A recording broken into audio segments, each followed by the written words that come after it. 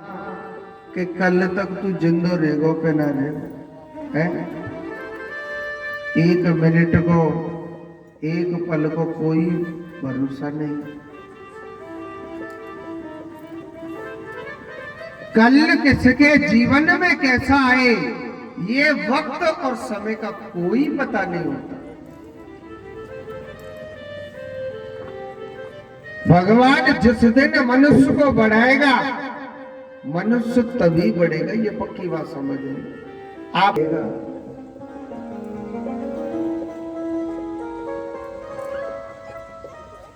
कहते हैं एक कन्या थी, ध्यान से सुनना पड़े, ध्यान से। एक कन्या थी और उस कन्या की मां भगवान का रोज भजन किया करती थी, मगर उसके भाग्य में धन नहीं था। कथा को ध्यान से सुनना। उसके भाग्य में धन नहीं था। अब उसकी बेटी कहने लगी, मां दुनिया के पास बंगला है, गाड़ी है, सब कुछ है, मां हमारे पास क्यों नहीं? मां कहने लगी, बेटा हमारे भाग्य में धन नहीं है, और जिसके भाग्य में धन नहीं होता है तो ज्यादा उम्मीद नहीं रखनी चाहिए कि फलाने की कोठी बन गई या की कोठी बन गई या वहां पे वो गाड़ी है मेरे पास होनी चाहिए।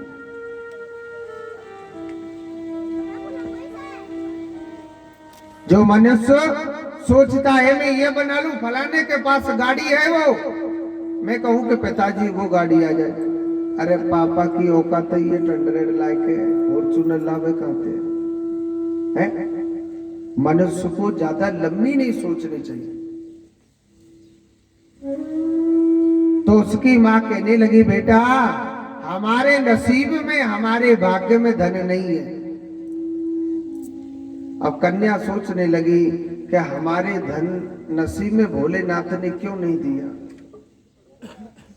तो उस कन्या ने क्या किया, एक पीपल के वृक्ष के नीचे बैठी बैठी रोने लग गई और जोर जोर से चिल्ला चिल्ला के ताली बजा के कह रही कि हे भगवान मुझे धन दो, हे भगवान मुझे धन दो, हे भगवान मुझे धन दो।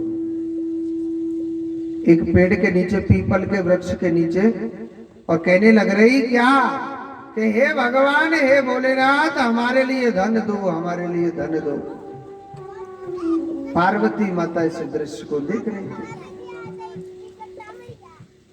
पार्वती माता भोलेनाथ से कहने लगी कि हे भोलेनाथ, देखो ये कन्या 4.5 वर्ष की है, 5 वर्ष की महाराज, और छोटी सी बच्ची चिल्ला रही है, हे भगवान हमको धन दे, धन दे, धन दे। हे भोलेनाथ आप देखे आओ ना। भोले बाबा ने क्या जवाब दिया, अरे पार्वती इसकी किस्मत में धन नहीं है। पार्वती इसकी किस्मत में धन नहीं है। पार्वती माता कह रही क्यों नहीं है धन, आप देखे तो आओ। पार्वती माता लड़ने लग गई। अब पत्नी देवी जी लड़े तो फिर पति को तो काम करना पड़ेगा, है बात माननी पड़ेगी कि ना माने। पार्वती माता लड़ रही। भोले बाबा कहने लगे ठीक है, जब आप लड़ रहे हो तो जाते। अब वो कन्या बैठी बैठी जंगल में चिल्ला रही थी कि हे भगवान मेरे लिए धन दो, धन दो, धन दो। भोलेनाथ एक साधु का रूप बना के गए और कहने लगे, बेटा क्या बात है, आप क्यों रो रहे? तो कहने लगी वही कन्या के, हे भगवान हमारे लिए भगवान ने धन नहीं दिया और मैं भगवान से धन मांगने के लिए आई हूं। भोलेनाथ कहने लगे कि बेटा मैं भगवान भोलेनाथ हूं, आप चिंता न करें। और थोड़े से सोने के सिक्का एक पोटली में बांध करके भगवान भोलेनाथ ने उस कन्या के हाथ में दे दी। उस कन्या के हाथ में सोने के सिक्के और उस कन्या के लिए दे दिए स्वर्ण मुद्रा का। कन्या ने देखी, बड़ी खुश हुई। हमारी माँ तो कहती थी हमारे भाग्य में धन नहीं है ना, आगे मेरे पास। बड़ी खुशी हो रही है। मकान बनवाऊंगी, ये कराऊंगी, वो लेकर के आऊंगा, मैं ये करूंगा। और स्वर्ण सोने के सिक्के को लेकर के अपने घर जा रही थी। रास्ते में क्या होता है, उस कन्या को सोच लगी थी, तो सोचने लगी मैं थोड़ा चले जाती हूँ। तो उस सोने के सिक्कन को पोटली में बंध रहे थे और एक पत्थर के पास रख के सोच करने के लिए चली जाती। जब वहां से आई तो एक ऊपर से क्या होता है, एक चील उड़ के आती है और सोने के सिक्काओं की जो पोटली थी उसको लेकर के उड़ गई थी। अब तो कन्या बड़ी टेंशन में हो गई, हे भगवान ये क्या हुआ, चील मेरे धन को लेकर के चली गई। रोने लग गई, अपनी माँ से कहने लगी, माँ मुझे भगवान भोलेनाथ ने धन दिया था और रास्ते में जब मैं शौच करने गई थी माता, मेरे धन की पोटली को लेकर के और एक चील लेकर के उड़ गई। माँ सोचने लगी काम नहीं हो रहा घर का, तो झूठ मूठ का बहाना बना रही है। माँ कहने लगी बेटा ठीक है कोई बात नहीं, सो जा। मगर कन्या को कहानी दावे, कन्या दूसरे दिन तो मुंह भी नहीं धोया और सीधी चले गई वही पीपल के पेड़ के नीचे और जोर जोर से ताली बजा करके कहने लगे, हे भगवान मुझे धन दो, हे भगवान मुझे धन दो। पार्वती माता देखने लग रही थी इस दृश्य को। पार्वती माता कहने लगी, महाराज ये क्या हुआ? भोले बाबा कहने लगा, मैंने तुझसे मना किया था ना कि इसके भाग्य में धन नहीं है। पार्वती माता कहने लगी, महाराज कौन कहता धन नहीं है? अरे उसको चील उठा के ले गई, ये उसका क्या कसूर है? महाराज मैं नहीं मानती, आप इसके लिए धन दो। पार्वती माता दूसरी बार लड़ने लगी। अब पत्नी देवी जी लड़े तो पति देवे, तो फिर आज्ञा को पालन करना पड़ेगा, ठीक है। अब आप कहती तो एक बार और धन दे आऊंगा। वो कन्या बैठी बैठी जंगल में रो रही। भोलेनाथ कहने लगे, बेटा क्या बात है? बोले महाराज आपने जो धन दिया था, मेरे धन को तो एक चील लेकर के उड़ गई थी प्रभु। भोलेनाथ कहने लगे, ठीक है चील लेकर के उड़ गई। दूसरी बार भगवान ने क्या किया, उसके लिए पारस मणि दी थी। क्या दी थी? पारस मणि। जिस चीज से टच कर देगी वो सोना बन जाएगा। कन्या सोचने लगी, अब मैं कहीं नहीं जाऊंगी और मैं इधर उधर भी नहीं छोड़ूंगी इस धन को लेकर के, अब तो सीधा मुझे अपने घर जाना है। तो उसने उस पारस मणि को अपने जेब में डाल दिया, हृदय से चुपका करके जा रही थी। अच्छा रास्ते में क्या होता है, उस कन्या को बड़ी जोर से प्यास लग रही थी, तो एक नदी पड़ी थी। सोचने लगी प्यास लग रही है, थोड़ा सा पानी पी लूं। अच्छा वो जैसा ही पानी पीने के लिए वह कन्या झुकी थी, सोई वह मणि, पारस मणि उस नदी में गिर जाती है। और सुनो, उस नदी में भी एक मछली निकल गई थी उसे। अब तो कन्या बड़ी टेंशन में हो गई, हे भगवान मेरे लिए आपने दूसरी बार भी धन दिया था, मगर दूसरी बार भी प्रभु मेरा धन चला गया। कन्या फिर दोबारा टेंशन में हो गई, चिंता में हो गई। कन्या दूसरी बार चिंता में हो जाती है। अब दूसरी बार बड़ी टेंशन में हो गई, मैया से बताने लगी। माँ सोचने लगी फिर झूठ मूठ का कोई ना कोई बहाना बना रही है कि मणि दी थी भगवान ने ये दिया और वो भी नदी में गिर गई। तीसरे दिन कन्या फिर रोने लग गई वही पीपल के पेड़ के नीचे कि हे भगवान मेरे लिए धन दो, हे भगवान मेरे लिए धन दो, कहीं से भी लाओ भगवान मुझे धन दो। पार्वती माता कहने लगी, महाराज ये क्या हुआ? भोलेनाथ कहने लगे, मैंने तुझे बताया ना, तेरी बात मानी, मैंने दूसरी बार भी धन दिया था। मैंने बता दिया कि जिसके भाग्य में धन नहीं होता है चाहे वो कितना भी प्रयत्न कर ले, मगर उसको धन नहीं मिलेगा। अब तो पार्वती मैया तो लड़ने लग गई, नहीं महाराज मैं कछु न जाना, आपको इसके लिए धन देना ही पड़ेगा। एक बार और दीजिए प्रभु, मैं आपके हाथ जोड़ती हूँ। बोले बाबा करो, भरना है दोगो बन के मंजूर है। भोले बाबा ने गए उस कन्या के पास और कहने लगे, बेटा क्यों रोती है बन के महाराज? दूसरी बार आपने धन दिया था, वो तो नदी में गिर गया और उससे भी मछली निकल गई महाराज।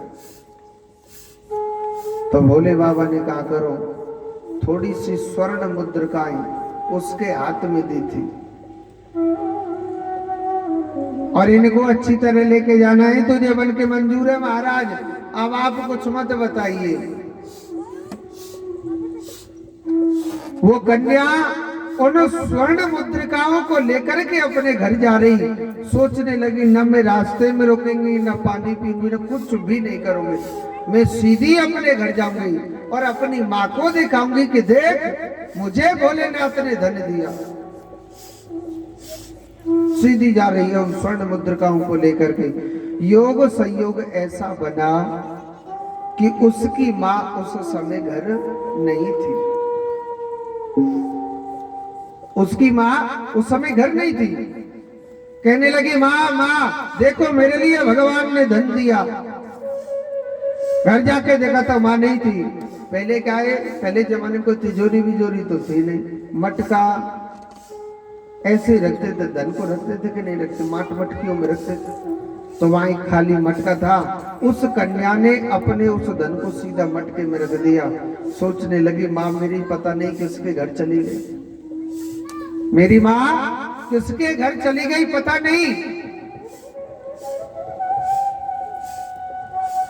अब माँ को बुलाने के लिए वो जाती है, चोर वहां ताड़े लगाए के बैठे थे कि कभी ये घर खुला मिल जाए तो किसी दिन हम भी चोरी कर ले। वो घर को खुला छोड़ के चली गई और चोर उस मटके में से धन को लेकर के चले गए। माँ को पकड़ के लाई, माँ देख भगवान ने मुझे स्वर्ण मुद्रिकाएं दी है तीसरी बार। माँ घर आई, देखे तो मटका खाली। उसने क्या किया, एक जोर से थप्पड़ लगा दिया। तो रोज झूठ बोलती है, मुझे शिव ने धन दिया धन दिया। तू झूठी, तेरा शिव झूठा। मैंने बोल दिया कि हमारे भाग्य में धन नहीं है तो नहीं है, क्यों बार बार में शिव की कथा सुनाती है तू मुझे? कन्या बड़ी टेंशन में हो गई। इधर पार्वती माता भी बड़ी चिंता में हो गई। महाराज 3 बार मैंने मौका दियो, इसका 3 बार मौका खाली चला गया। कन्या नियम नहीं तोड़ रही अपना। चौथी बार गई थी, वही पीपल के पेड़ के नीचे रोने लग गई और भगवान से भजन करने लग गई। यही कि हे भगवान भोलेनाथ मेरे लिए धन दो धन दो धन दो।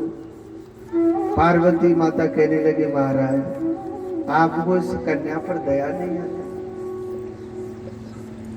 महाराज मैं आपके हाथ जोड़ के विनती करती हूँ कि अब इसके लिए धन मत दो, इसके भाग्य को लौटाइए, जो इसके भाग्य में धन नहीं है।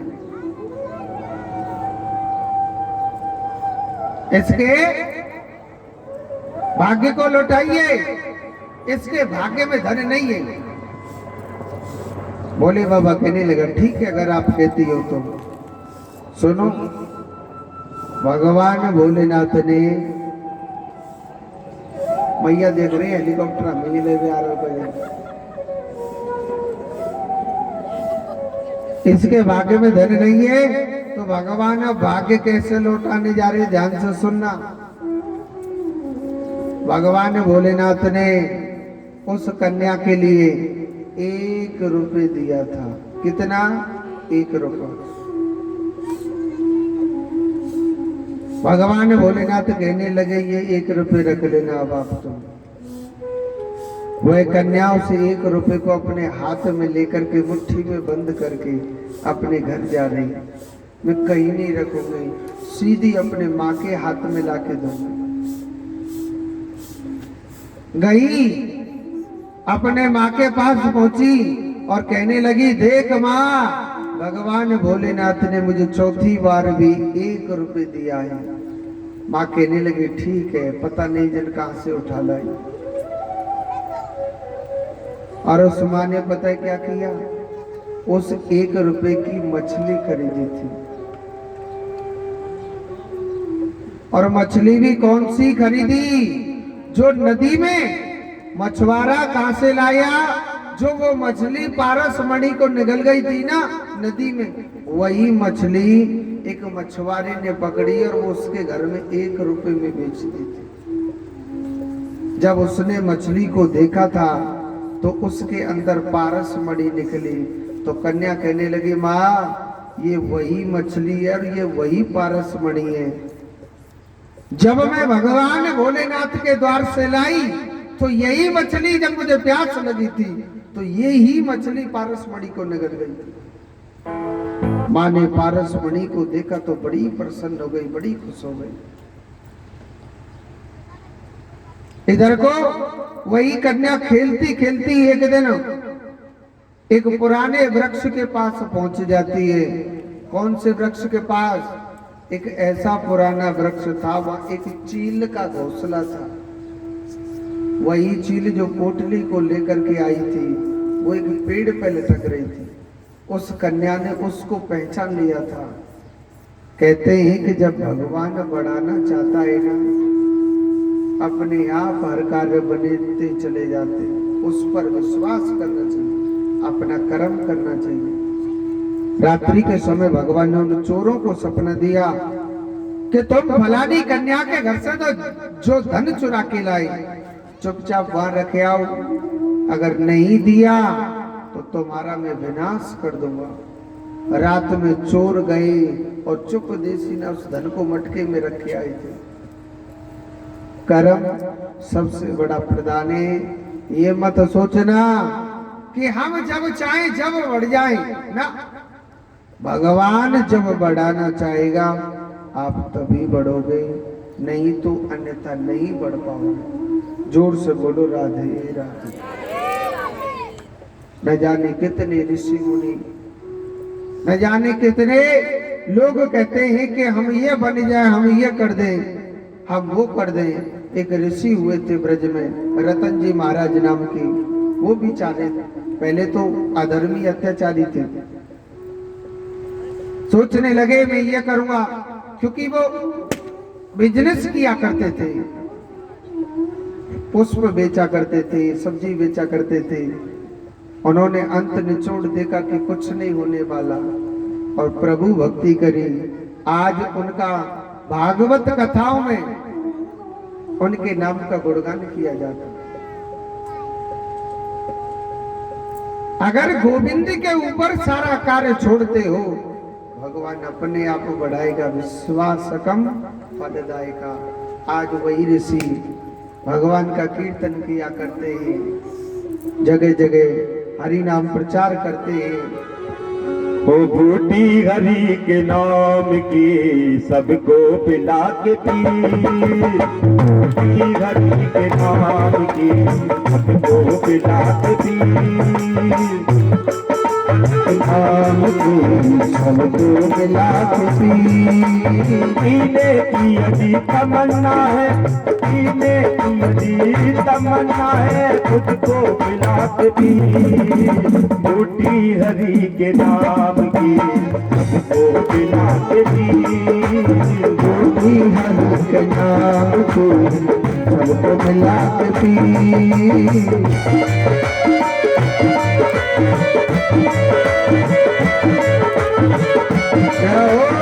कृष्ण कन्हैया लाल की। अरे ताली बजा लो।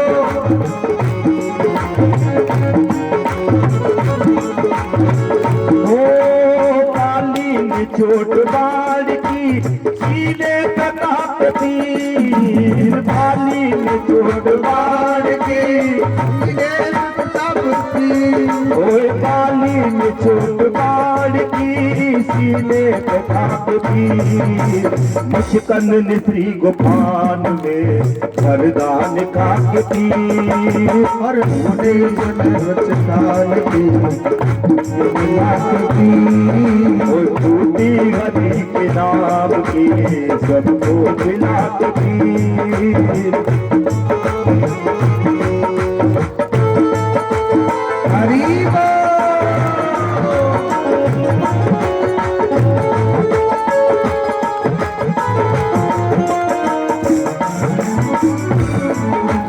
सिया राम ने रावण के शीश कटा तीर सिया राम ने रावण के शीश कटा के पीर सिया राम ने रावण के शीश कटा तीर हनुमान ने रावण की हनुमान ने रावण की लंका जला दी हरि लाख पीर हरि बोल।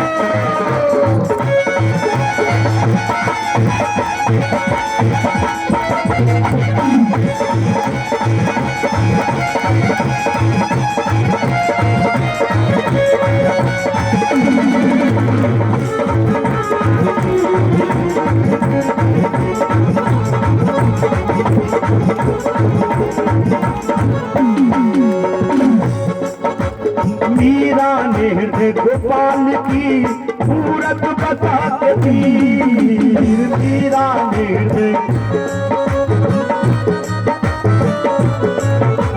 मीरा ने हृदय गोपाल की मूरत बसाते पीर अर्जुन ज्ञान गीता का हाथ उठा के मस्ती में झूमते हुए ऐसा कहते हैं ताली वो नहीं बजाते जिन्हें कोई गम होता है ताली वो नहीं बजाते जिन्हें कोई गम होता है ताली वही बजाते हैं जिनके हाथों में दम होता है तो हाथ उठाएं और देखें किस किस के हाथों में दम है अर्जुन ने ज्ञान गीता का तुझको मिला के सबको मिला के तुझको मिला के सबको मिला के सबको मिला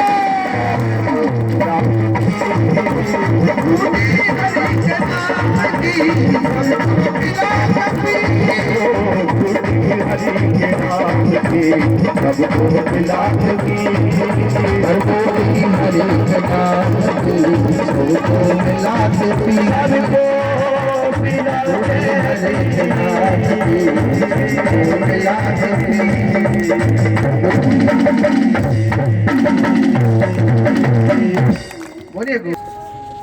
मगर मनुष्य को सत्य पर चलना चाहिए,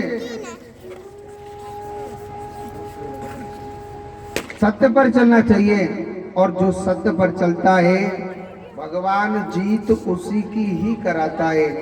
मन में सत्यता की भावना होनी चाहिए। मैं स्वयं आपको आप बीती बताता हूँ। भगवान की कृपा से आपके राजस्थान में हर जिले में कन्हैया की कथा हो चुकी है मेरी। हर जिले में, चाहे वो जोधपुर हो, चाहे जैसलमेर हो, चाहे बाड़मेर हो, चाहे बीकानेर, कोई सा भी जिला हो, आपके नीम के थाना में मैं दूसरी बार आया हूं। पहले मैं शायद 12-13 कथा करके गया था 5 साल पहले। ऐसी बात नहीं है, हम दुनिया से कहते हैं कि आप प्रभु की भक्ति करो, भगवान का नाम लो। एक दिन मेरे मन में भी ख्याल आया था कि मैं भी एक ऐसा कर्म करूं कि हमारे जीवन की अमर कहानी बने। मैं आपको एक बात बताता हूं, अपने महल, अपने बंगले को दुनिया बनाती है। आपकी देखो, ये जो जमीन है रणजीत जी की, ठीक है, इनके पास चाहे कितना भी धन हो, चाहे कितनी भी दौलत हो, चाहे कितनी भी जमीन हो, ये इनको काम आएगी, इनकी संतान को काम आएगी। मगर जो ये बालाजी का मंदिर बनाया है, ये समझ लेना इन्होंने बहुत बड़ी संपत्ति कमाई है।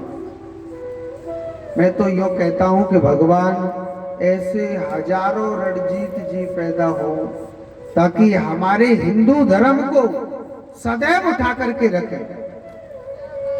अपने घर को दुनिया बनवाती है, कौन नहीं बनवा रहा, सब इसीलिए लग रहे हैं।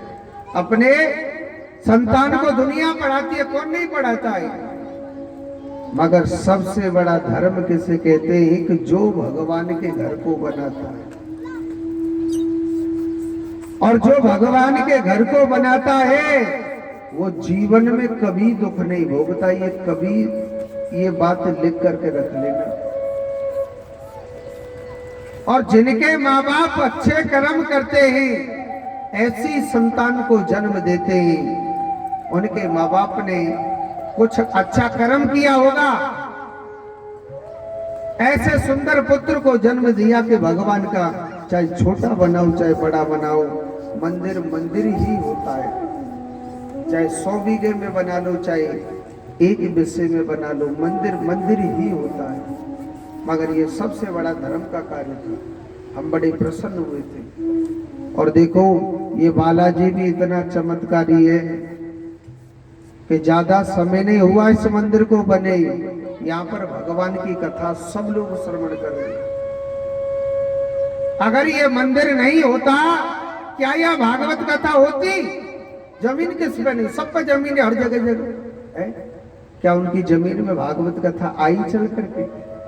पैसे से दुनिया कथा कराती है।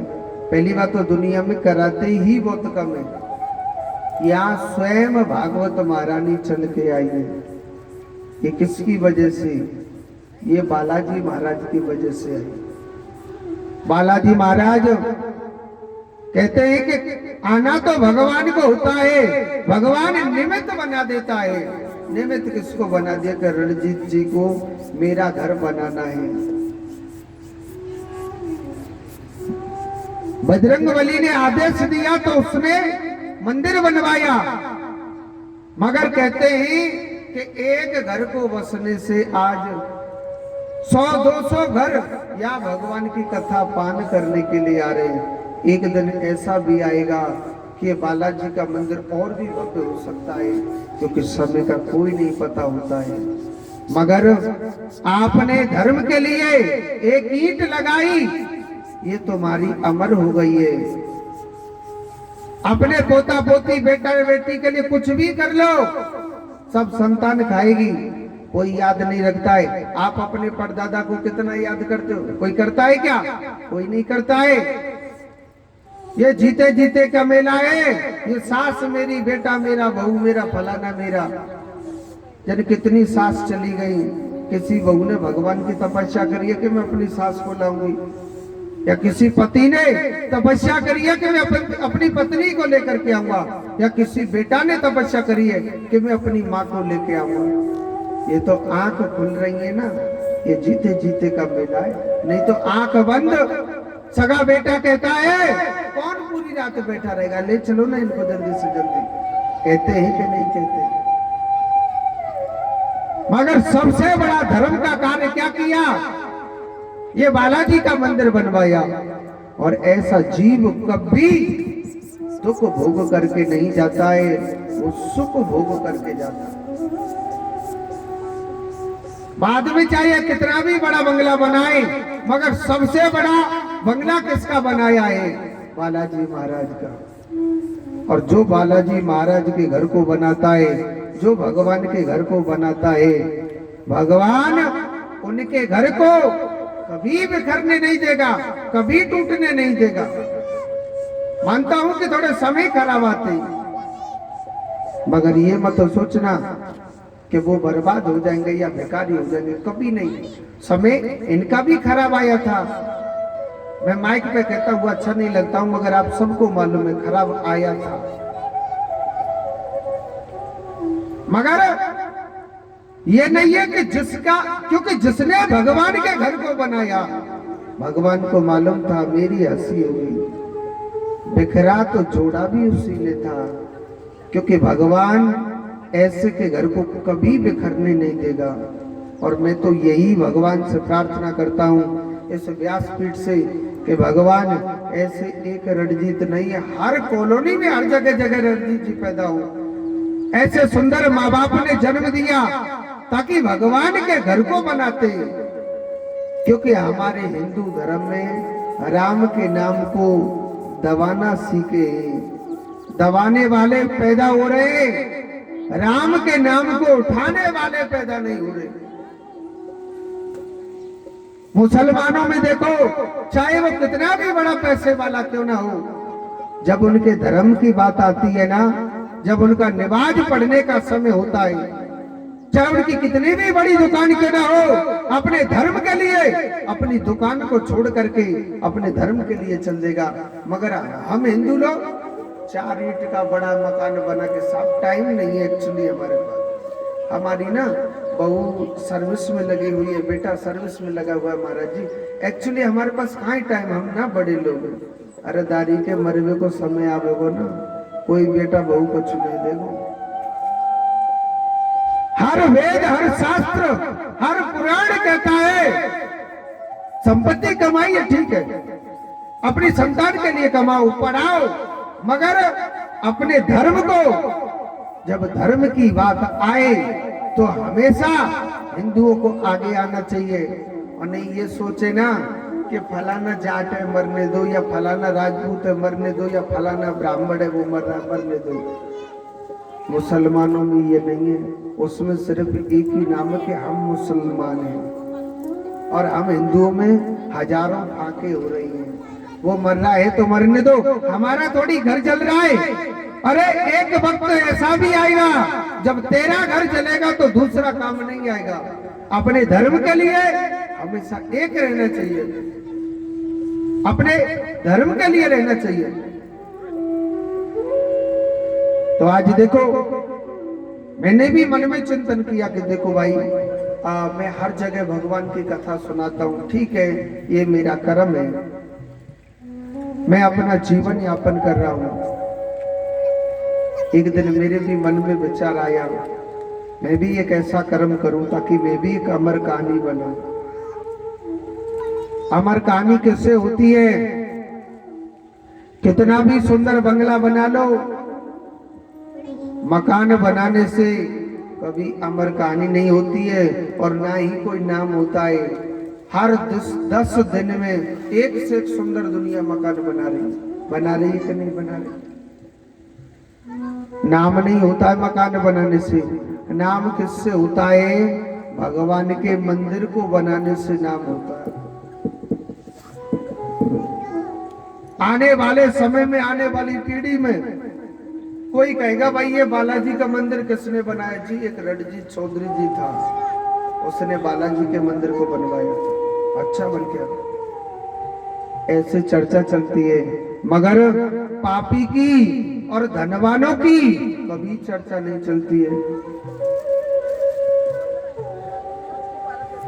नरसिंह को दुनिया याद करती है कि नहीं करती है? और नरसिंह जी जब अलग अलग हुए थे, बंटवारा हुआ था, तो उस जमाने में 8-8 करोड़ रुपए बट में आए थे उनके हिस्सा में। उनके भाइयों का आप नाम जानते हो? नहीं जानते। क्यों? क्योंकि उनके पास धन, पैसे की नाम की संपत्ति थी। और नरसिंह ने कहा कि महाराज मेरा नाम कैसे होगा? मान के तेरे पास ये 8 करोड़ है ना, पहले इससे अलग हो जाए, मैं आग लगा दे, और सिर्फ तू गिरधर का बन जा, भगवान का बन जा, तेरा संसार में नाम हो जाएगा। उसने धन को छोड़ करके गिरधर के नाम की संपत्ति करवाई, भगवान के नाम की संपत्ति कमाई। तो आज नरसिंह जी का मायरा भी गाया जाता है, वो वेदों में आ गया। भगवान का नाम लेने वाला सदैव नाम रोशन करके जाता। मेरे भी मन में विचार आया कि मैं भी ना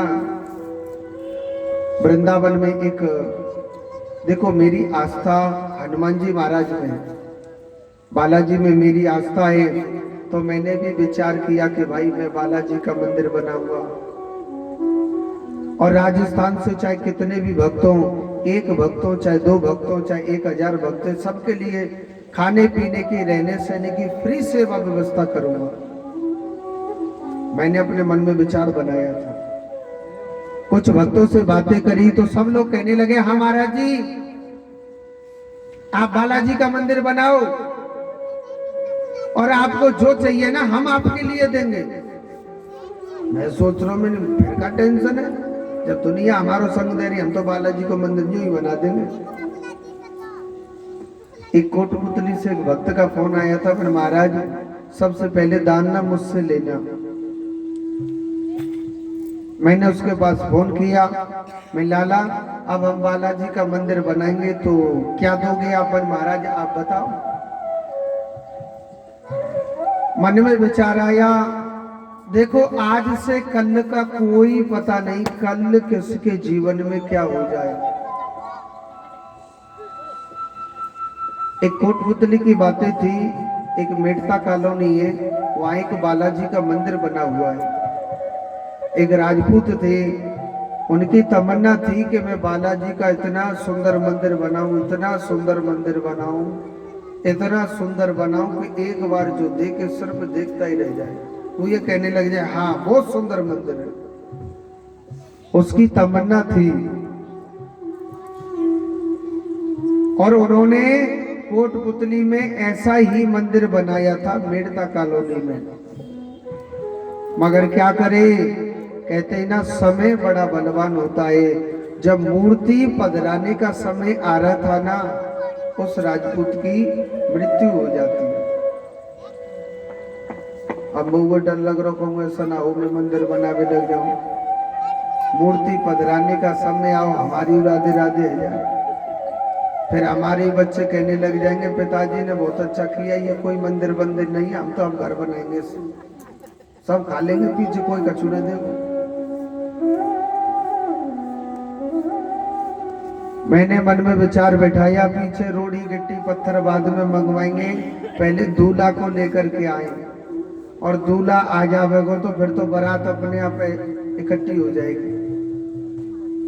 उनसे कहा था कि फौजी थे वो, मैंने कहा आप ऐसा करें, क्या देना चाहते हो? महाराज जी आप बताइए। मैंने कहा आप ऐसा कर लो 50,000 रुपये तो दे ही दो। उन्होंने 50,000 रुपये मेरे लिए दिए थे, तो मैं बालाजी महाराज की प्रतिमा यानी मूर्ति लेकर के आया था। क्योंकि मन में सोचा था कोई मंदिर बनाता है, कोई गिट्टी डलवाता है, पता नहीं क्या क्या डलवाते हैं, डस्ट वगैरह। मैंने कि सब बाद में आएगा, सबसे पहले हनुमान जी महाराज आने चाहिए यहाँ पे। अरे बीच में राधे राधे है जाए हमारी, तो मूर्ति तो वापस कोई लेगा नहीं लेगा ना, मूर्ति तो पधरानी पड़ेगी, चाहे 1 कटोरा सीमेंट में चिपका तो चिपकानी तो पड़ेगी। तो बालाजी महाराज की मूर्ति लेकर के आए और उन 50,000 रुपये में से कुछ पैसा बचा था उसकी ईंटें गिरवा ली। अब मैंने कहा भैया अब कौन है मेरा साथ देना चाहते, अब दीजिए। कोई कहता हम 100 कमरे बनवाएंगे, कोई कहता हम 5 कमरे बनवाएंगे। सुनो, ऐसा बालाजी महाराज ने परीक्षा ली थी, ऐसी परीक्षा ली कि किसी ने भी मेरा साथ नहीं दिया था। अब किसी ने साथ नहीं दिया। कुछ भक्त यहाँ पर बैठे हुए, कुछ माताएं पीछे की साइड में बैठी है, वो सोच रही हो कि ये वो पंडित जी है कि नहीं है, मगर मैंने उस माता को पहचान लिया है जो सबसे पीछे बैठी है, पीली साड़ी वाली। कहते हैं मैंने वहां पर, अब किसी ने भी मेरा साथ नहीं दिया। हनुमान जी महाराज को एक पीपल के वृक्ष के नीचे खड़ा कर दिया, वह रोज भीजता रहता है क्योंकि बारिश पड़ती है। मैंने कहा हनुमान जी महाराज भीजते रहो, मैं क्या करूं, मेरा ही साथ नहीं दे रहा कोई, मैं बनाऊं तो कैसे मंदिर बनाऊं। बालाजी महाराज को खड़े खड़े 5 महीने बीत गए थे। मेरे गुरुजी का फोन आया, बन के गोपाल कहाँ पर हो? मैंने बोला था कि जी मेरी बहरोड में भागवत कथा चल रही है। अच्छा बन गया। तो गुरुजी कहने लगे कि गोपाल आप बालाजी की प्रतिमा लेकर के आए, इसको क्यों नहीं पधराने लग रहे? मैं महाराज पधरावे कहा, कोई 1 रुपया न दे रहा हमको, तो पधराए तो पधराए का महाराज, कोई कछु दही ना रहो हमारे काजे। वन के ये मुझे नहीं पता, बालाजी की मूर्ति को पधराओ, नहीं तो कहते हैं जो पत्थर की मूर्ति होती है 6 महीने से ज्यादा अपने घर पर नहीं रखनी चाहिए, नहीं तो वह मूर्ति विनाश करने लग जाती है। पत्थर की मूर्ति को प्रतिष्ठा कराओ। अब हमने कहा कि गुरुजी पधराई कैसे, मंदिर फंदिर कछु न बनो यहाँ तो। वन की ये मुझे नहीं मालूम। मैंने कि आप नहीं मालूम तो हम भी ऐसा ही काम कर देते। मैंने एक मिस्त्री से फोन करके बोला, लाला एक छोटा सा चबूतरा बना देना और वही पे हनुमान जी ने खड़ा कर देंगे, और यही हमारा मंदिर है, और जी जो कछु यही है हमारा। अब बाले जी महाराज धूप में ठाड़ो रही जाओ, बारिश में भीज तो रही जाओ। अच्छा, मिस्त्री ने कुछ उल्टी बात सुन ली। आज मिस्त्री ने क्या सुन लिया कि एक बड़ा सा चबूतरा बना देना और एक कोठड़ी सी बना देना और ऊपर से पाट देना, ये हो गया मंदिर। और उसने ऐसी बना बनू के कंप्लीट कर दी। आजकल क्या ये उस समय क्या कहते हैं फेसबुक वगैरह होते, उस पे भी मैंने एक फोटो चढ़ा दिया था कि 3 मार्च को बालाजी महाराज की मूर्ति की प्राण प्रतिष्ठा है, ये भी चढ़ा दिया था। अब एक माता का फोन आया, बन के महाराज जी, मैंने कहा हाँ जी। मैंने आप बालाजी महाराज की मूर्ति पधरा रहे हो? मैंने कहा हाँ मैया। तो महाराज मूर्ति पधरा रहे हो तो वहां तो भंडारा भी होगा? मैंने भैया कोई भंडारा ना, हम तो खुद ही रोटी बना लेंगे और खुद ही खा लेंगे, हम नहीं कहू खबा रहे, पर आपकी इच्छा है तो हम आपके लिए जरूर खिला देंगे। सुनो, ऐसी लीला हुई। वो मैया कहने लगी महाराज ऐसे अच्छा नहीं लगता है, बालाजी की मूर्ति पधरा रहे तो भंडारा तो होना चाहिए। मैं होना तो चाहिए मैया, पैसा ही ना 1 रुपया जेब में। महाराज पैसा मैं आपके लिए दे दूंगी, आप ऐसा करो 5 से आदमी का भंडारा मेरी तरफ से करूंगा। मैंने की जय हो बालाजी महाराज का हो चमत्कार। फिर एक भक्त का फोन आया, क्योंकि हमने फिर लिख दिया था उस पर फोटो पे बालाजी के ऊपर लिख दिया। मैंने के बालाजी को भंडारा होगा 3 मार्च को।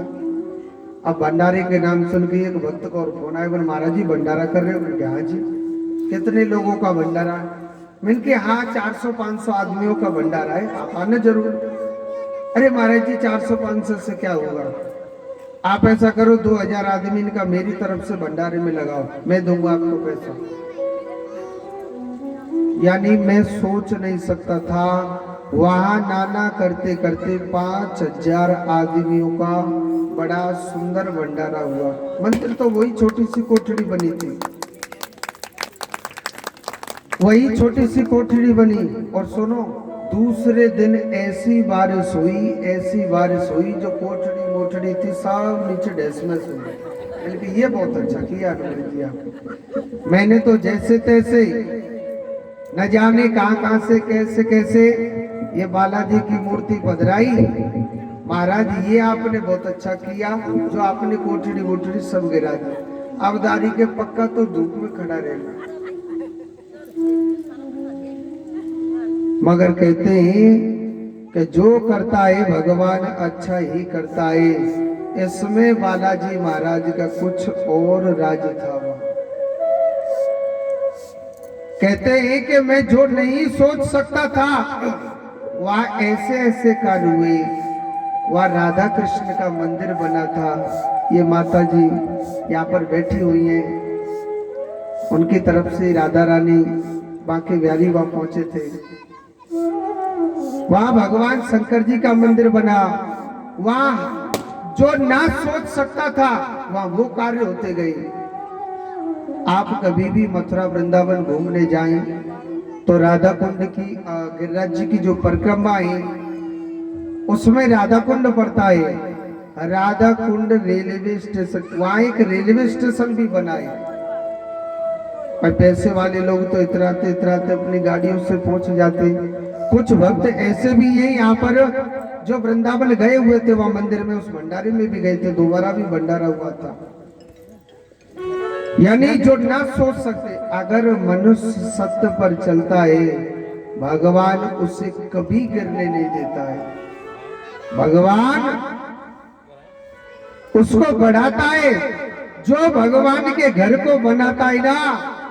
मेरा कन्हैया, मेरा नारायण भगवान उसके घर को कभी बिखरने नहीं देता है। थोड़ा सा समय खराब आ सकता है, गिरने नहीं देगा।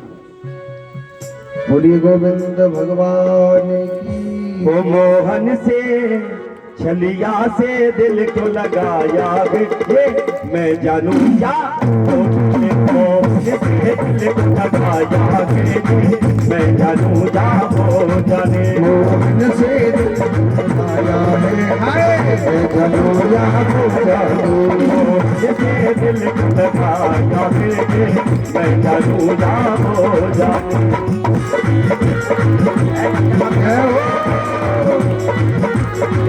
ये मैं जानू या वो जाने या वो जाने या मैं जानू ये मैं जानू या वो जाने, हाँ मैं जानू या वो जाने। मोहन के गलिया से दिल को लगाया या वो जाने मोहन से दिल को लगाया है, हाय मैं जानू या वो जाने। प्रिया रे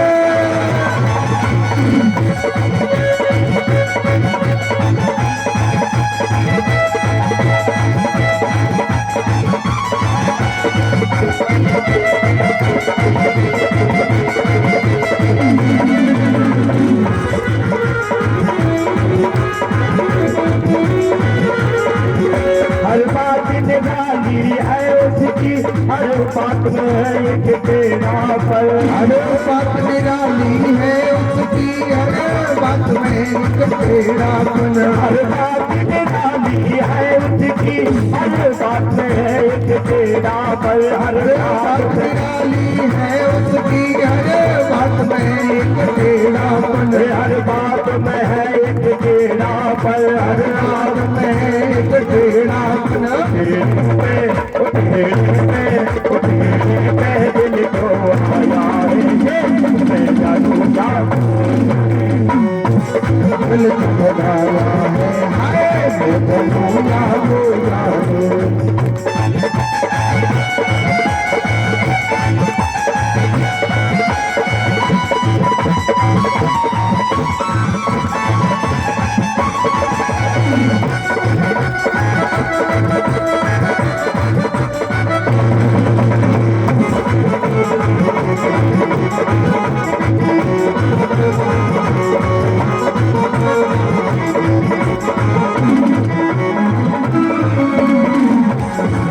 मिलता है मुझे मिलता ही नहीं, नजरों से मेरी हटता ही नहीं। मिलता है मुझको मिलता नहीं, नजरों से मेरी हटता नहीं। मिलता है मुझे मिलता ही नहीं, नजरों से मेरी हटता ही नहीं। नजरों से मेरी हटता ही नहीं, नजरों से मेरी हटता ही नहीं। नजरों से मैंने क्या खो मैंने क्या खोया क्या पाया है ये मैं मोहन से दिल को लगाया है, हाय मैं जानू या वो जाने। ये मैं जानू या वो जाने ये वो जाने या मैं जानू ये मैं जानू या वो जाने, हाँ मैं जानू या वो जाने। छलिया से दिल को लगाया है ये मैं जानू या वो जाने। दुनिया से दिल को लगाया है, मैं जानू या वो जाने। जाने दिल को लगाया है ये मैं जानू या वो जाने। दुनिया से दिल को लगाया है, हाय मैं जानू या वो जाने। मैं जानू या वो जाने वो जाने या मैं जानू हाँ मैं जाने या वो जाने।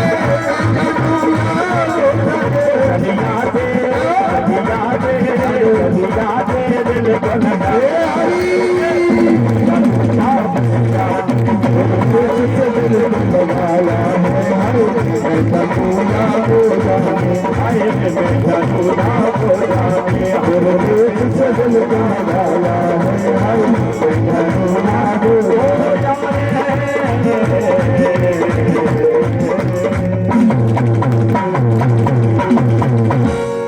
बोलिए राधा रानी की जय। जय जय श्री राधे राधे श्याम। तो आज देखो आगे की कथा बड़ी सुंदर आती है, ध्यान से सुनेंगे। परीक्षित जी महाराज कहने लगे, महाराज आपने जितनी कथा सुनाई सब बड़ी अच्छी लगी। महाराज अब मेरे लिए आप सूर्यवंशियों की कथा सुनाई। ध्यान से सुनेंगे। नारायण के पुत्र हुए थे ब्रह्मा, ब्रह्मा के पुत्र हुए थे वैवस्व मनु, जिनको सूर्य कहा जाता है। इसी वंश में एक इक्ष्वाकुक नाम के राजा हुए थे। इक्ष्वाकुक राजा के बेटा हुए थे सगर, और सगर के पुत्र होते असमंजस। असमंजस के पुत्र हुए थे अंशुमान, अंशुमान के पुत्र होते हैं दिलीप, और दिलीप के पुत्र होते भागीरथ, जो गंगा मैया को लेकर के आए थे, अपने 60,000 पूर्वजों का उद्धार किया था। इसी भागीरथ के पुत्र हुए थे अनेना, अनेना के पुत्र हुए मूलक, मूलक के पुत्र हुए थे खड़वांग, और खड़वांग के पुत्र होते दीर्वाऊ, दीर्वाऊ के पुत्र हुए थे राजा रघु, जो रघुवंशी कहलाए गए। और राजा रघु के पुत्र हुए थे अज, और अज के पुत्र होते कौन? राजा दशरथ। सूर्यवंशियों का बड़ा सुंदर वर्णन है। राजा दशरथ ने तीन विवाह कर लिए, और पुत्र किसी भी रानी पर नहीं होता था। पुत्र किसी भी रानी पर नहीं होता था, तो राजा बड़े दुखी रहने लगे। और मैंने आपको कल के दिन बताया कि अगर किसी के पास अगर दुख आ जाता है, अगर किसी के पास दुख आ जाता है, तो इंसान को संसार में किसी के आगे रोना नहीं चाहिए। दो दरवाजे ऐसे हैं, जितना रोना है जी भर के रोइए। अपना दुख सुनाना है, जी भर के इन दो दरवाजों पर सुनाना चाहिए। अन्यथा संसार में आप किसी के घर रो लेना, तुम्हारी हंसी ही होगी, कुछ मिलेगा नहीं वहां से। पहला दरवाजा भगवान का है। जितना रोना है अपने भगवान के आगे रो। अगर कोई कष्ट आ जाता है तो भगवान को सुनाइए। और सुनो, आप सच्चे दिल से रोगे ना, भगवान तुम्हारी जरूर जरूर सुनेगा। मेरे भगवान के द्वार पर आपने अगर एक भी आंसू बहाया है, मेरा भगवान उसके आंसू को व्यर्थ नहीं जाने देगा। भगवान उसके आंसुओं को व्यर्थ नहीं जाने देगा। अगर आप भगवान के द्वार के आगे रोए हो। और दूसरा है गुरु, अपना दुख सुनाना है, अपने गुरु को बताइए। अपने गुरु को अपने दुख बताने चाहिए। सुख दुख अपने गुरु को बताइए, क्योंकि गुरु से कहते हैं गा माने अंधकार और रू माने प्रकाश। अगर कोई भी मनुष्य अंधकार में चले जाता है, गुरु ही उसे प्रकाश की ओर ले जाएगा। और राजा दशरथ के पास जब दुख आया था, तो राजा दशरथ अपने सोचने लगा, मैंने तीन विवाह कर लिए, किसी भी रानी पर पुत्र नहीं होता है। राजा दशरथ अपने गुरु के पास गया और अपने गुरु को दुखों को बताने लग रहा है कि हे गुरुदेव, आप कोई ऐसी कृपा करो, मेरे तीन विवाह कर लिए महाराज, पुत्र किसी भी रानी पर नहीं होता है। महाराज मैंने तीन विवाह कर लिए प्रभु। सुखदेव जी महाराज कहते हे परीक्षित, राजा दशरथ अपने गुरु के द्वार पर रोया था तो गुरु वशिष्ठ मुनि कहने लगे कि हे राजन, आप चिंता न करें, आप ऐसा करो, एक पुत्र का मिष्टि यज्ञ कराओ। क्या कराओ? पुत्र का मिष्टि यज्ञ कराओ, और आपके घर में जरूर जरूर भगवान की कृपा से पुत्र की प्राप्ति होगी। पुत्र का मिष्टि यज्ञ की घोषणा कर दी। इतना बड़ा विशाल पुत्र का मिष्टि यज्ञ चल रहा है।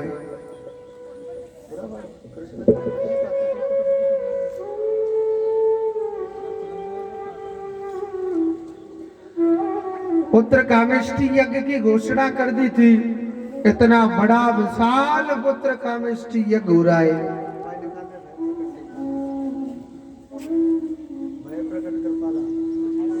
हमारे दुलीचंद पंडित जी तो सोनी नाइजर का चक्कर है। पुत्र कामेष्टि यज्ञ चल रहा, इतना बड़ा विशाल यज्ञ चल रहा था कि उस यज्ञ में स्वयं अग्निदेव भगवान प्रकट हो जाते।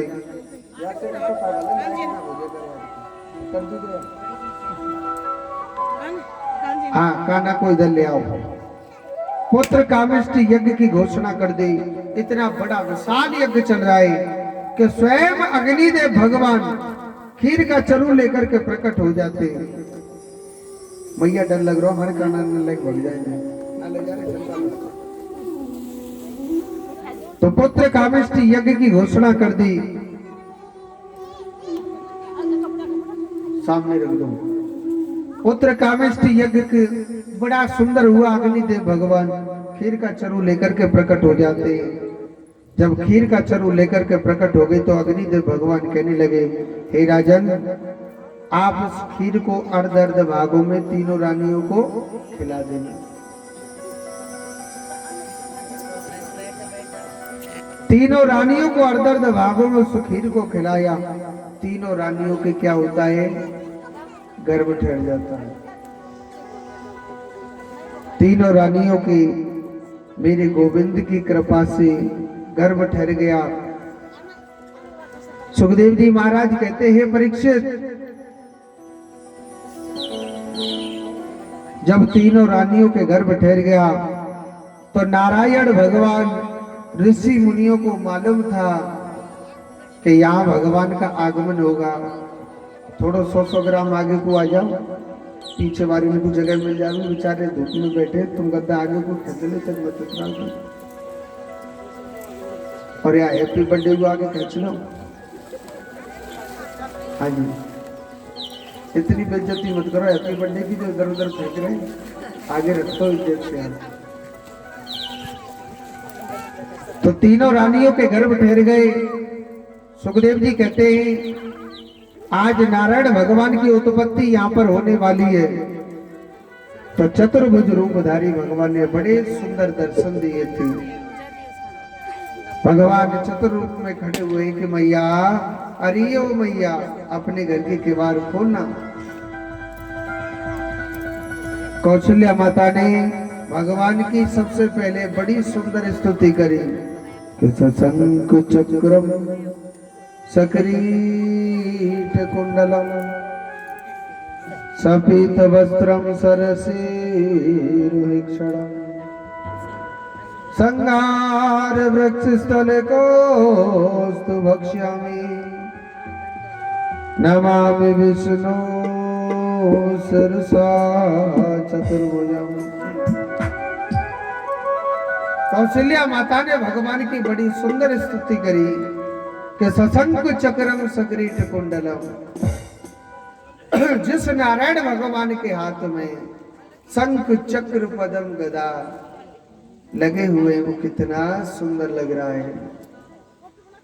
भगवान के हाथ घुंघराले घुंघराले बाल हैं, गले में बैजंती माला डली हुई है, भगवान के पीले वस्त्र हैं, भगवान बड़े सुंदर लग रहे हैं।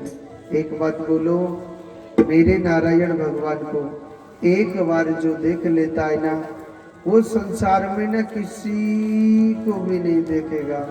मेरा भगवान इतना सौंदर्य रूप है मेरे प्रभु का। हे विष्णु भगवान, दुनिया कहती है कि भगवान ऐसा होता है, भगवान वैसा होता है। हे विधाता, मैंने तुझे कभी नहीं देखा, आज तेरे दर्शन करके मेरा जीवन धन्य हो गया। भगवान के स्वर्ण कुंडल है, पीले वस्त्र हैं, नमामि विष्णु शिरसा चतुर्भुजम। ऐसे विष्णु भगवान को हम बार बार नमन करते हैं। भगवान कहने लगे, हरिओ मैया, मैया अपने घर की केवाड़ खोल। मैया देख, हम तेरे लाला बन के आए। मैया कह रहे, महाराज मैं तो नहीं खोल रही केवाड़। कहीं क्यों ना खोल रही मैया? मैया क्यों ना केवाड़ खोलने लग रही? भाई महाराज, आप एक बात बताओ, आप मेरे बेटा बन के आए हैं, बाप बन के आए हैं। भगवान कहने लगे, मैया देख, हम तेरे बेटा बन के आए तो दिख ना रहेगा। मैया कहने लगी, महाराज बेटा तो बन के आए, मगर लाला जब आवे ना, वाके सिर्फ 2 हाथ होते। महाराज तुम्हारे 4 हाथ है। दुनिया काकेगी जी के 16 लाला भैया दारी के 4 हाथ है, केगी के ना केगी। महाराज जी अगर मेरो लाला बनोए तो आपको 2 हाथों का बनना पड़ेगा। भगवान कहने लगे, मैया हम तो जातों गए मां 4 हाथन के गए। चल ठीक है मैया, अब तेरी बात तो माननी पड़ेगी भैया। तो भगवान ने कहा करो, अपने 2 हाथ हटा दिए। भगवान कहने लगे, मैया अब तो केवाड़ खोल दे। मैया कह रही, महाराज अब मैं बिल्कुल नहीं केवाड़ खोल रही। क्यों? क्योंकि महाराज जब लाला आवे ना, छोटो सो बन के आवे। महाराज तुम्हारी इतनी बड़ी लंबाई, दुनिया का कहेगी इतने बड़ो लाला भयो है, केगी के ना केगी। तो अगर महाराज जी मेरो लाला बनोए, आपको छोटा सा बनना पड़ेगा, आपको छोटा सा बनना पड़ेगा। भगवान कहने लगे, ठीक है मैया, अब तू कह रही है तो छोटे से बनेंगे। मैया है तू तो हमारी, भाई बात तो तेरी माननी पड़ेगी, चाहे धमकी दे ले चाहे उस प्रेम कर ले। तो भगवान ने कहा करो, भगवान छोटे से बन गई। भगवान बड़े भाव से कहने लगे, अरियो कौशल्या मैया अब तो खोल दे केवाड़। कौशल्या मैया कह रहे, महाराज अब नहीं मिलने को केवाड़ खोल रही। क्यों? क्योंकि महाराज जब लाला आवे ना तो नंगो ही आवे। तो महाराज देख ले, तुम तो ऐसे चटक मटक के कपड़ा पहन के आए, जब दूल्हा बन के आप मेरे घर में आए। भगवान कहने लगे, ठीक है मैया, मैया तू तो हमें कछु ज्यादा ही परेशान कर रही है। कबो कह रही हाथ हटा दो, हमने हाथ हटा दिए। फिर कह रही छोटे से बन जाओ, फिर छोटे से बन गई। अब मैया तू कह रही है कि निवस्त्रहीन हो जाओ, अब मैया होना पड़ेगा। आज चतुर्भुज रूपधारी भगवान आज 4 रूपों में अवतार हुआ। बोलिए राजा रामचंद्र भगवान की जय। पहले भगवान की स्तुति करेंगे। भया प्रकट कृपाला दीन दयाला कौशल्या हितकारी हर्षित महतारी मुनि मनहारी अद्भुत रूप विचारी लोचन अभिरामा तन बन श्यामा निज आयुध चारी भूषण बन माला नयन विशाला शोभा से दुखहारी आए भूषण दूरी हस्त तोरी तेरे करो पदार्था माया गुण गाना गीत हमारा वेद पुराण भगवता करुणा सुख सागर गुण आगर जैगा वैकुंठ सत्ता शोभम हित लागी जन अनुरागी भय प्रकट श्रीकांता राम नडती आया निर्मत माया रोम रोम वेद कहे मम और सुवासी उपहासी सुनत धीर मत तिर जब जाना प्रभु मुस्काना चरित कई कथा सुहाई मात बुझाई जय प्रकार सुख माता पुण्य डोली सोमत डोली जाऊ तात सुनीला प्रियशीला जय सुख परम अनुपा सुनाना रोदन काना कोई बालक सोना यह चरत जिनावई हर पद पावन तेन पदई भगतूपा विप्रधैर्य सुर संत हित लीन मनुज अवतार निज इच्छा निर्मित तनु माया गुण रूपा। बोलिए राजा रामचंद्र भगवान की आज के आनंद की। अब एक बात पूछो भैया, राम जी के जन्म की कौन कौन खुशी है? सही बताइए, हाथ ऊपर करके बताओ। ऐसे पता ना चलेगी राम जी के जन्म की कि राम जी की हम बधाई गाएंगे और मैं देखता हूं कि कौन कौन नाचता है, वो तो समझेंगे इनको खुशी है राम जी के जन्म की। और जो नीचे बैठो रेगो धरो रेगो, मैं पक्का समझूंगा इससे तो नेको राम जी के जन्म की खुशी नहीं है। मैया कुर्सी पे बैठी क्या बोरी वारी नाच ली जाओ, अब बोरी है नहीं छोड़ दी जाओ, पैसा की बोरी है मैया तो जोड़ते बोलो। तो राम जी के बधाई गवेंगी, नेक नेक सो मटक लीजिए मैया, पाप न लगेगा। हाँ कहते हैं कि जो भगवान के उत्सव में नाचता है ना, भगवान उसके घर में उत्सव जरूर कराता है। किसी के यहाँ बेटा नहीं हो, मेरा कृष्ण बेटा बन के जरूर आ जाता है। किसी के पोता ना हो, मोटी मैया चश्मा वाली अभी तो पोती है। किसी के घर पोता ना हो तो मेरा कृष्ण पोता बन के आता है, ये भगवान की बधाई है। और कहते हैं जो यहाँ नाच लियो ना, वो 84 में पक्का नहीं नाचता। 84 जाने का है क्या? कुत्ता बनना, बिल्ली बनना, हाथी बनना, घोड़ा बनना। और जो न्याना नाचो तो पक्को में नाचने की तैयारी करो। हमारे वृंदावन में कहते जाए लगी शर्म और बाके भूटे करम। तो जोड़ते बोलो, कुर्सी वाली मैया टेंशन मत करियो को कुर्सी ना चली जाए, कोई या सोच रही हो कि हम नाचने में लग जाएं और दूसरा कुर्सी दाबेंगे। हाँ कुछ कुर्सी वाले इसलिए नहीं खड़े होते हैं, बड़ी टेंशन रहती कुर्सी की। और जायो कौशल्या ने लल्ला हो मोहल्ला में हल्ला जो मच गयो। जायो कौशल्या ने लल्ला मोहल्ला में हल्ला जो मच गयो। जायो कौशल्या ने लल्ला मोहल्ला में हल्ला जो मच गयो।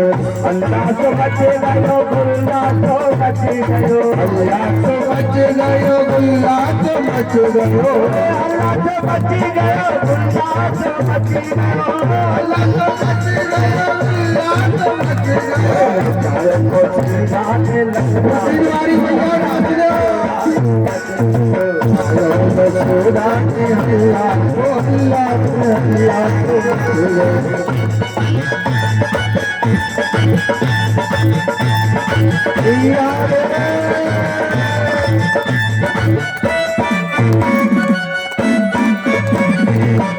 जाकर नाच वो नावे ऐसे नाच पे हाथ करके नाच करिए हरी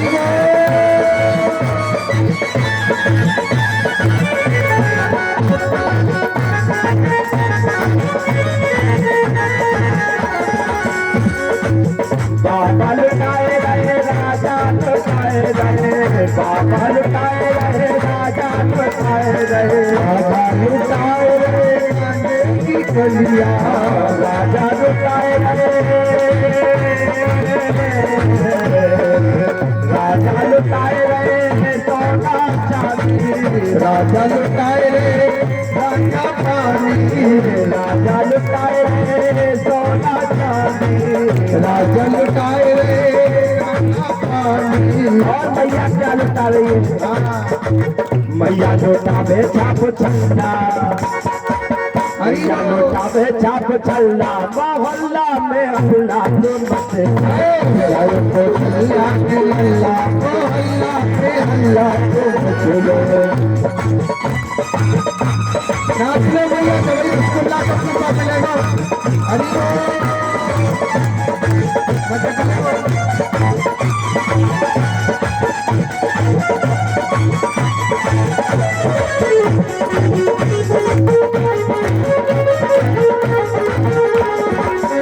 मैया लुटाए रही साल साला मैया लुटाए रही साल साला साल तो साला सखी साल साला मैया लुटाए रही साल साला और बाबा क्या लुटा रहे हैं बाबा लुटा में ये तो सल्ला बाबा लुटा में ये तो सल्ला मोहल्ला में हल्ला तो बचे गए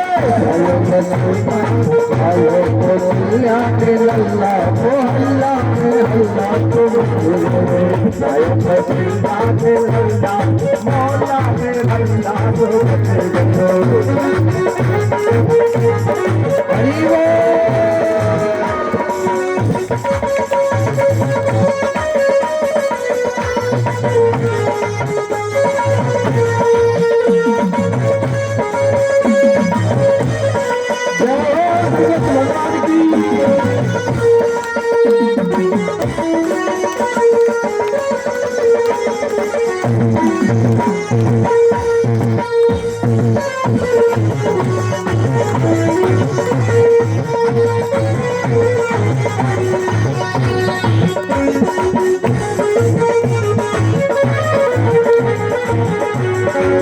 खुशियालता में सभी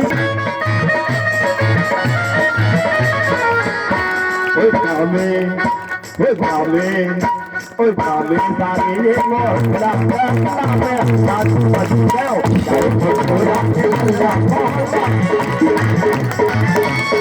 मोहल्ला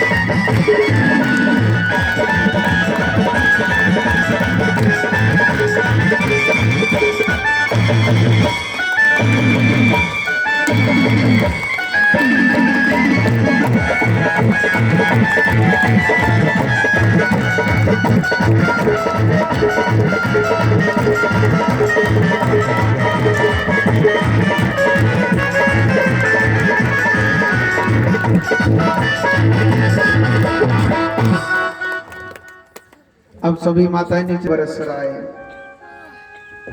और कहते हैं कि जब भगवान होते वह हर प्रकार का आनंद होता है। जहां भगवान होते वहां हर प्रकार का आनंद होता है। आगे की लीला में बड़ी सुंदर बात कही है।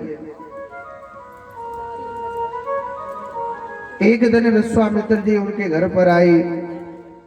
राजा दशरथ के कहने लगे कि हे राजन, मेरे यज्ञ को सुबाहु ताड़का मारीच ऐसे ऐसे राक्षस मेरे यज्ञ को नहीं चलने देते। मेरे यज्ञ को नहीं चलने देते हैं। बड़े बड़े राक्षस हैं, बड़ा अधर्म अत्याचार पाप फैलाते हैं। तो भगवान राम ने सबसे पहले ताड़का का उद्धार किया। किसका उद्धार किया? ताड़का का। भगवान राम ने सुबाहु का उद्धार किया था और मारीच को एक ही तीर में लंका को पहुंचा दिया था।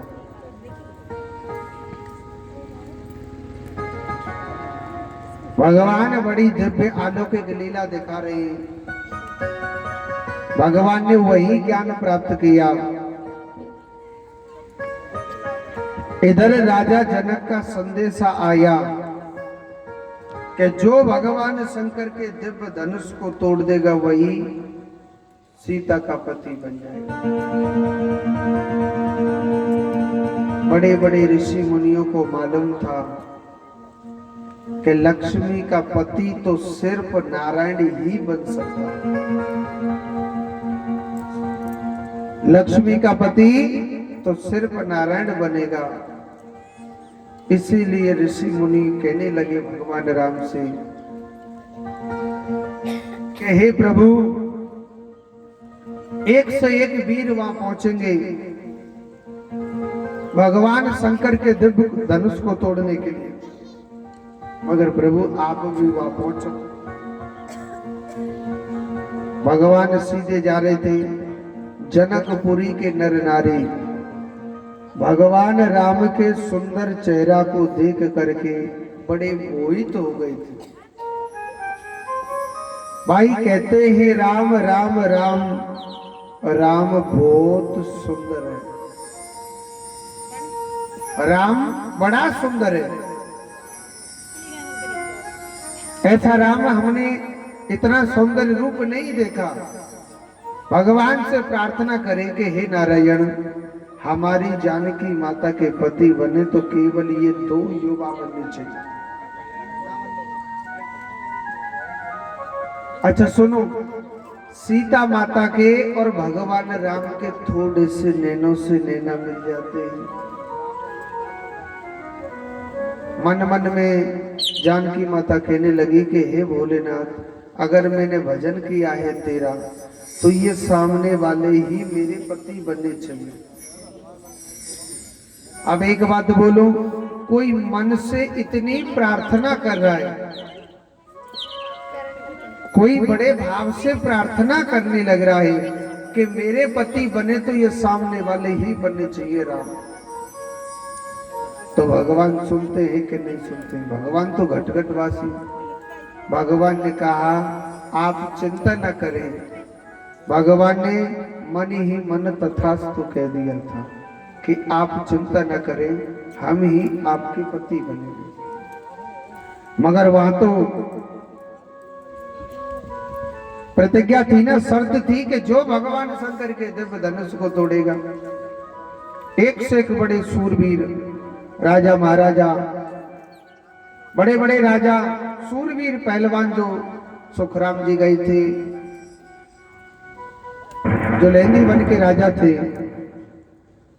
नागा जी भी गए थे। तो अनन्य पहलवान वहां पर, सुखा पहलवान बहुत गए हुए थे वहां, राजा महाराजा। और सुनो, धनुष तोड़ने की तो बहुत बड़ी बात है। इन सुखराम पहलवान पर धनुष उठ ही नहीं रहा था। और जब हमारे राम का नंबर आया था, अब सब लोग भजन करने लग गए अपनी माला लेकर के। हे प्रभु, हे नारायण, अगर हमने तुम्हारी भक्ति करी है तो हमारी जानकी माता के पति बने तो केवल राम बनने चाहिए। भगवान राम छेलों का नाम लेकर के सीधे चल दिए और जैसे आंखों के पलक को दबाते ना, भगवान राम ने उसी प्रकार धनुष को उठाया था और भगवान ने एकदम झटका से भगवान ने खंडन कर दिया था। बोलिए राजा रामचंद्र भगवान की। अच्छा सुनो, इधर जानकी माता वरमाला लेकर के आ रही है, इधर भगवान राम चौकी पर खड़े हुए थे। देखो राम जी जानकी माता से लंबाई में थोड़े से बड़े थे और भगवान राम चौकी पर खड़े हो गए तो राम जी और बड़े हो गए कि नहीं हो गए? अच्छा सुनो, टाट पे मुकुट धरो तो भगवान और बड़े हो गए थे। तो जानकी माता वरमाला लेकर के आई और जानकी देखो पूरी सभा लगी हुई है वहां पर, सभी भक्त खड़े हुए, 6 लोग और बहुत भक्त खड़े हुए। भगवान की शादी में पहुंचे थे ना बराती बनकर के, सभी भक्त वहां पर खड़े हुए थे। तो जानकी माता कहने लगी प्रभु आप थोड़े से झुक जाओ ना ताकि मैं आपको वरमाला पहना दूंगा। तो भगवान राम कहने लगे हम क्षत्रिय हैं और क्षत्रिय कभी स्त्री के आगे नहीं झुकते। जानकी माता ने थोड़ी सी टेढ़ी बात बोल रही थी, वो ना अच्छी नहीं लगी थी राम जी। जानकी माता कहने लगी महाराज यहाँ तो अच्छे को झुकना पड़ेगा। राम जी कह रहे हम चाहे कछू है नहीं, हम तो झुकेंगे नहीं। बड़े प्रार्थना करने लग रहे हैं। शिव धनुष तोड़ा राम ने स्वयं में जिस घड़ी, सब देवी देवता भी गाने लगे उनकी स्तुति। कैसे गाने लगे? जय रामचंद्र आपकी जय जय हो जाती, जय रामचंद्र आपकी जय जय हो जाती, जय रामचंद्र आपकी जय जय आपकी। शिव धनुष तोड़ा राम ने स्वयं में जिस घड़ी, सब देवी देवता भी गाने लगे उनकी स्तुति। जय रामचंद्र आपकी जय जय हो जाती, जय रामचंद्र आपकी जय जय हो राम। जब भगवान राम से बार बार कहा जा रहा है कि आप सर नीचे कर लो, पर भगवान राम नीचे नहीं कर रहे हैं। इतने में आंखों ही आंखों में किया लक्ष्मण को इशारा। इधर माँ सीता ने देखा मेरा यहाँ कोई सहारा नहीं बन सकता है सिवाय देवर की। आंखों ही आंखों में किया सेवक को इशारा, ए देश के अवतारी मुझे दे सहारा, ए देश के अवतारी मुझे दे सहारा। ये भूलूंगी नहीं उम्र व एहसान तुम्हारा, भूलूंगी नहीं उम्र व एहसान तुम्हारा। कुछ देर के लिए पत्नी को उठा ले, ये बात तेरे भैया मुझे मार डाल दे। जय रामचंद्र आपकी जय जय हो जानकी, जय रामचंद्र आपकी जय जय हो जानकी, जय रामचंद्र आपकी जय रामचंद्र आपकी। लक्ष्मण जी ने सोचा अगर मैं धरती को उठाता हूँ तो धरती पे तो माँ भी खड़ी है, माँ भी साथ में बराबर उठेगी, मुझे क्या करना चाहिए? लक्ष्मण जी सोचने लगे। देखा लखन लाल ने कुछ सोचा ना बेचारा, ओ चरणों में जाकर गिर पड़े, लिया चरणों का सहारा। लक्ष्मण जी ने देखा क्या मेरे भाई कहने से तो नार नहीं नीचा करेंगे, मुझे कोई अक्ल लगानी चाहिए। चरणों में गिरते ही ये समाधि सी लगा ली, चरणों में गिरते ही समाधि सी लगा ली। जय रामचंद्र आपकी जय जय हो जानकी,